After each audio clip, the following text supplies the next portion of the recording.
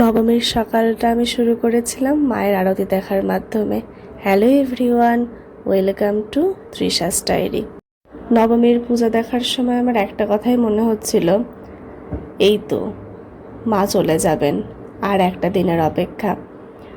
কত তাড়াতাড়ি সময় চলে যায়। মা আসেন, আমাদের সাথে থাকেন, আবার চলেও যান। কত দ্রুত!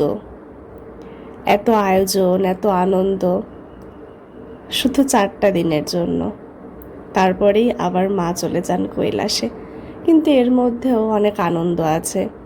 পরিবারের মানুষ একত্রিত হয়, সবাই আনন্দ করে, ঘুরে বেড়ায়, সব কিছুই অন্যরকম থাকে। যদিও মায়ের আসার অপেক্ষায় মানুষের মন যেমন খুবই উৎফুল্ল থাকে, তেমনি মায়ের বিদায়েও মন ভারাক্রান্ত হয়। আবার 1 বছরের অপেক্ষা। তো যাই হোক, আমি আসলে সকালবেলা খুব তাড়াতাড়ি চলে গিয়েছিলাম নবমী পূজার দিন, কারণ আমার অঞ্জলি দেওয়ার কথা ছিল। অঞ্জলি দিয়ে চলে গিয়েছিলাম কবিরাজ বাড়িতে। ওখানেও বেশ কিছুক্ষণ ছিলাম, তারপরে বিকেলে ঠাকুর দেখতে বের হয়েছিলাম। তো এই ভিডিও ক্লিপে আপনারা শুধু সকালের কিছু মুহূর্তই দেখতে পাবেন। পরের ভিডিওতে আমি রাতের ভিডিওগুলো শেয়ার করব।